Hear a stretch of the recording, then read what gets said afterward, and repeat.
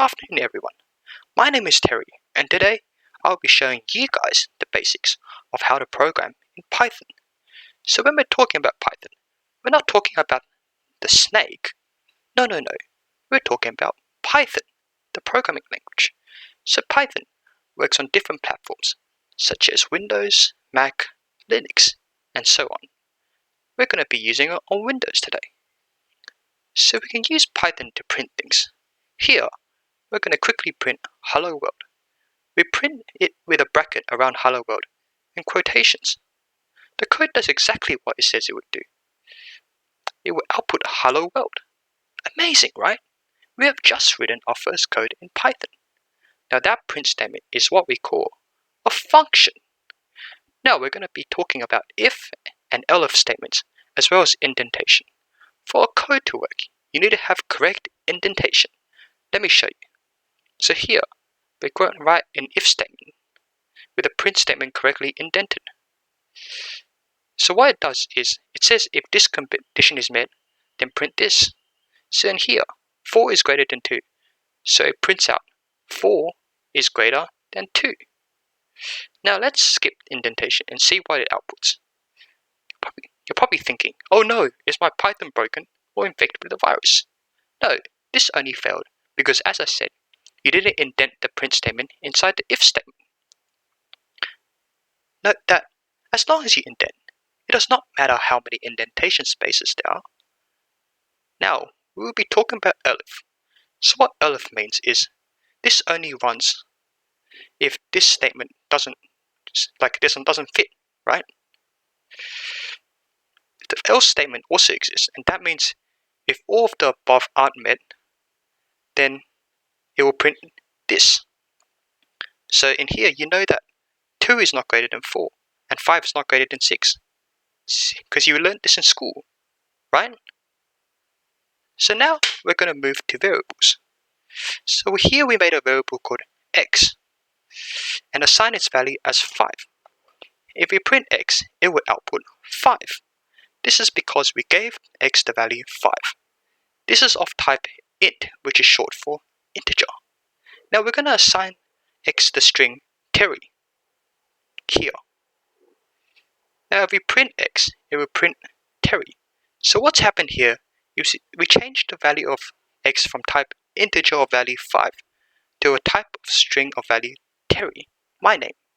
Now the shorthand way to write the string type is just str. As you may have noticed, a string can either be single quotes or double quotes in Python. For some programming languages, the amount of quotes may mean different things, but for Python, they mean the same thing. As you may have noticed, the variables do not need to be declared with any particular type. This just makes life easier, as it has certainly made my life with Python easier.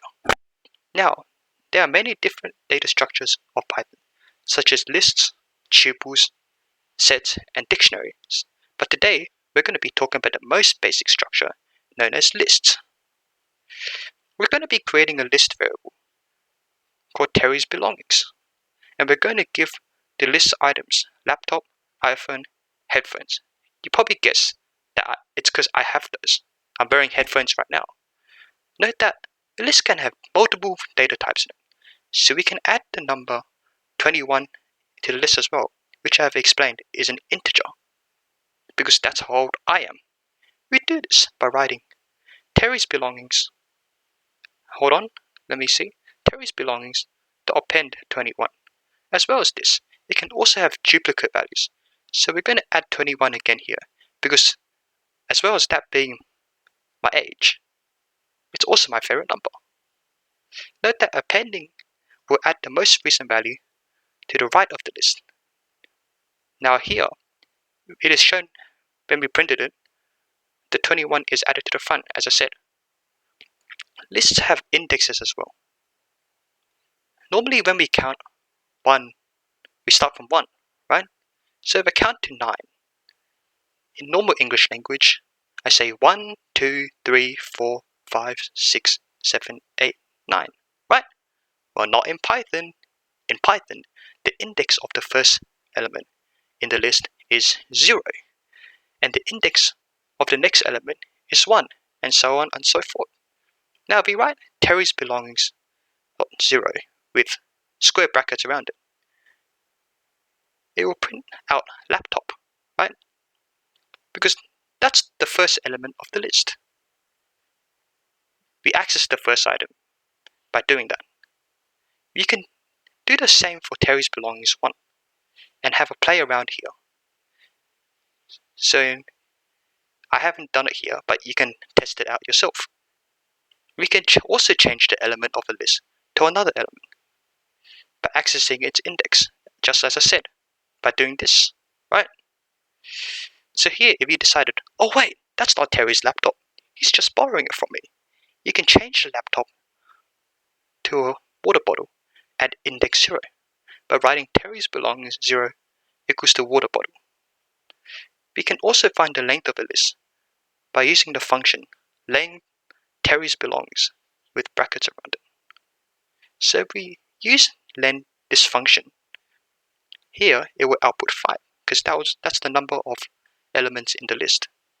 Now that we learned about lists, we're going to move to our final topic for the day, and it will be about loops.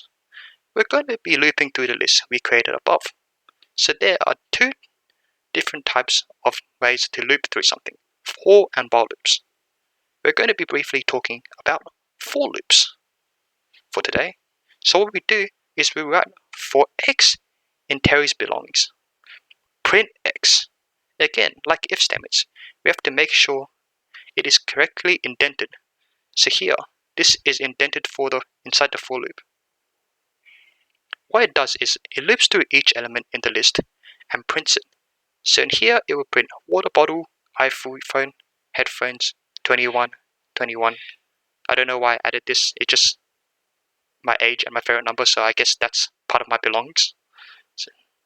And yeah, that is the end of my Python crash course, and I hope you have learned something today. These are the basics I had to learn when learning to program in Python, and I hope you will be interested in Python as well. Thank you for listening.